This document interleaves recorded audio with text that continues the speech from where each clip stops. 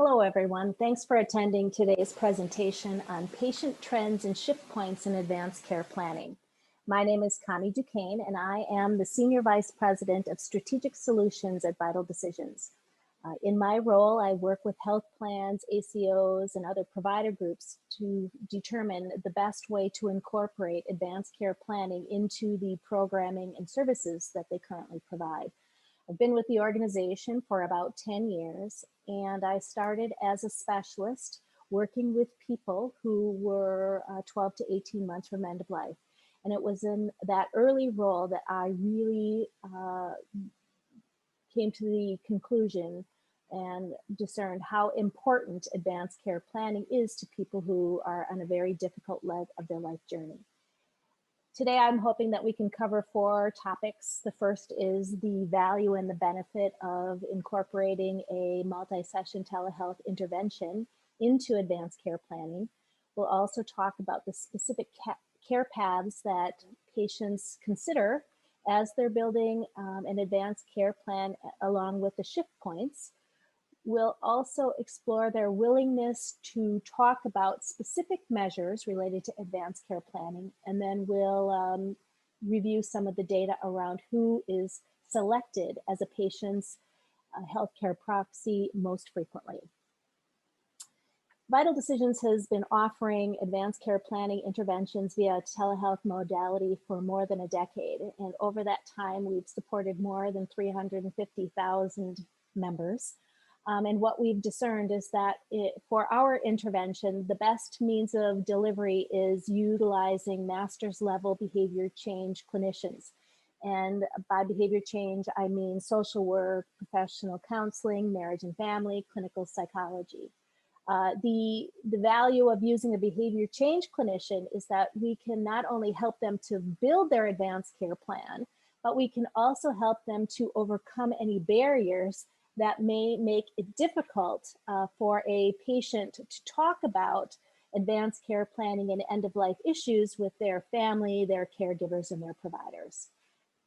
Now, one of the things that I've learned, having done the work and I've observed through the work that Vital Decisions does, is that advanced care planning is clearly not one size fits all, that it really does involve a deep understanding of what a patient views as important and how those values and priorities inform decisions. So all of that can be captured in an advanced care plan. What we've done is we've analyzed some of the data that we've accumulated in the last 12 to 18 months to see particular themes around advanced care planning. In the last 12 to 18 months, there were approximately 3,500 documents completed. And in those documents, patients denoted the type of treatment that they would prefer. They considered if they would want full treatment, selective measures, or comfort care. And the majority, approximately 2,100 of those members, opted for selective measures. And selective measures represents that the patient would like a form or some type of treatment to prolong their life, but they would only agree to that treatment under certain circumstances. I think a lot of the times when we're thinking about advanced care planning, we have the perspective that many people want full treatment. They want everything that can be done to be done. And what we found in this analysis is that was only true in about 10% of the cases. Now, when patients are considering advanced care planning and selective measures, what they're thinking about is how do they feel about things such as CPR, dialysis, feeding tubes, and mechanical ventilation. Interestingly, what we found is that 73% of the people who were considering treatment were thinking very deeply, thoughtfully about their thoughts on CPR. About 70% were having meaningful conversations about what they're thinking about mechanical ventilation. That doesn't mean that 70% of the people said they wanted mechanical ventilation. What I'm saying is that 70% of them had considered, if I want it, when would I want it, and for how long would I want it? So some of this data is very interesting. We also determined that it would be helpful to look at the data from a gender perspective. And so what we found is that 64% of the individuals who chose comfort care were female. We then linked that with the factors of age, and we see now that 73% of the individuals that chose comfort care for treatment preferences were over the age of 80. However, there were shifts upward in the selection of frequency for comfort care between the ages of 70 and 79, and then we saw another uptick at around the age of 90. So when you put them together, age and gender, what we see is that the female population is selecting comfort care at around the age of 85, and from a male perspective, they were a little bit younger, about 83 years of age. So far we've looked at age and we've looked at gender. We also thought it would be interesting to review the data from a regional perspective. Are there differences from the Midwest to the South, West to Northeast? And what we did find is that people in the Midwest were more inclined to choose comfort care than in the other regions of the country. Not necessarily surprising, because we know that there are some initiatives in certain parts of the country where they're working diligently to consider advanced care planning to get as many people in a community or in a county or in a state to have advanced care documents completed.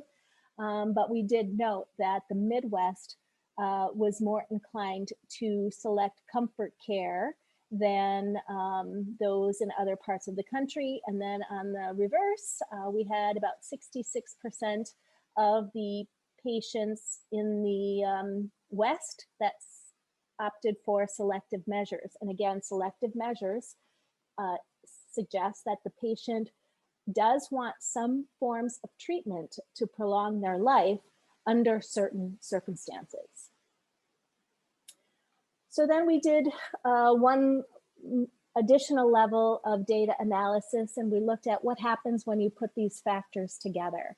And what we see is that 31% of men opt for comfort care in the Midwest.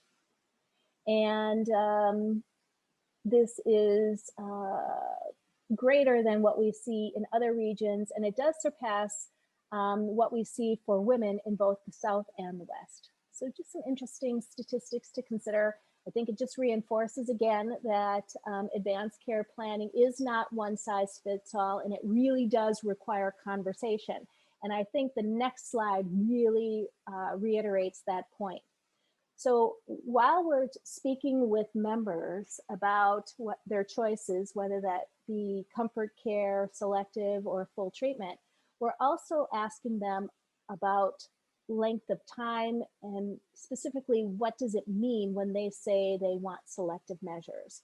So what you see here are some of the words that appear most frequently when we review the qualitative comments that patients were providing in their advanced care planning documents. So what's interesting is individuals will say that it's okay to have certain treatments for one day, where another person might say that they would want those same treatments for 6 months. But what we do hear a lot of is that people are only willing to accept specific treatments in certain circumstances if it's going to be temporary, if they are going to be able to regain their independence, and they will have an acceptable quality of life.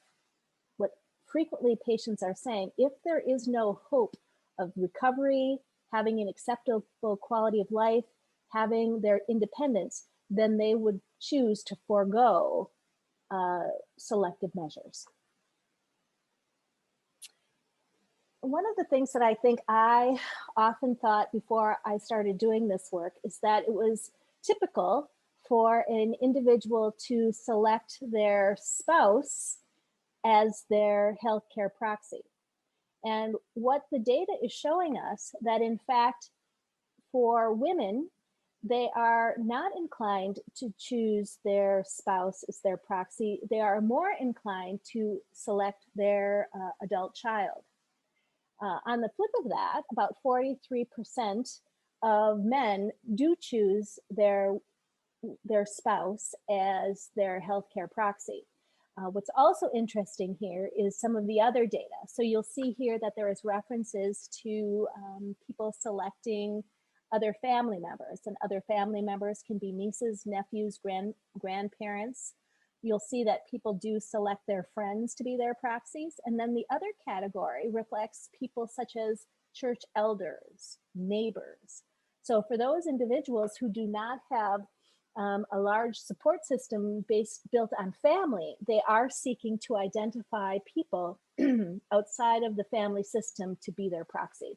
And in many instances, what I have observed and what has proven to be true in the data analysis that we've completed is oftentimes patients will think that their spouse must be their proxy, but when they really start to reflect on their care preferences, they start to realize that their spouse may not be the ideal person to honor their preferences, because their fear is that if they choose no life support, no feeding tube, no CPR, that in the moment, their spouse is going to be inclined to do the opposite of what they want, because it's hard for them to envision life without their partner.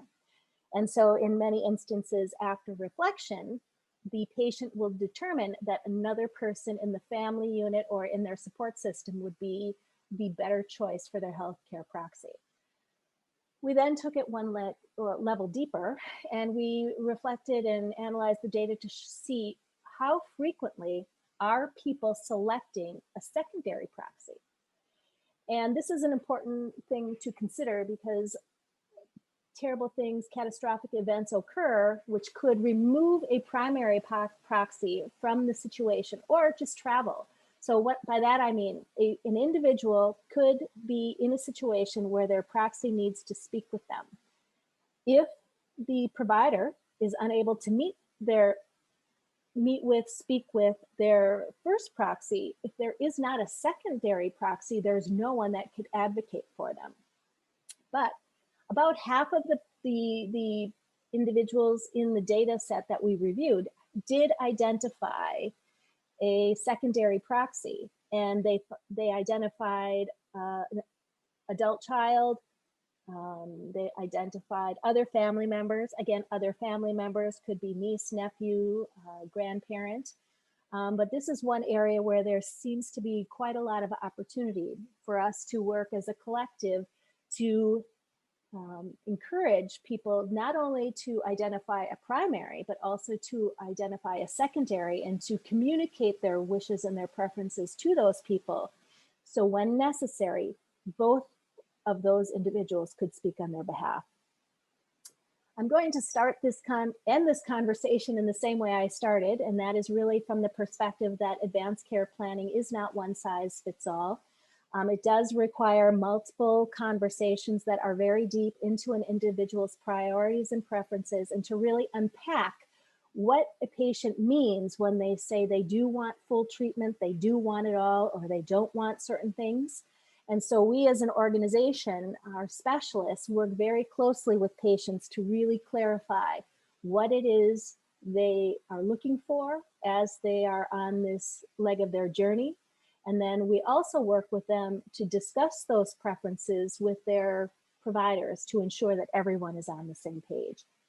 If you have any questions, or there's anything that I can do to support you and your endeavors to incorporate advanced care planning into your work, I would love to hear from you. My contact information is on the screen. So please don't hesitate to reach out. I appreciate your time. Thanks for being here.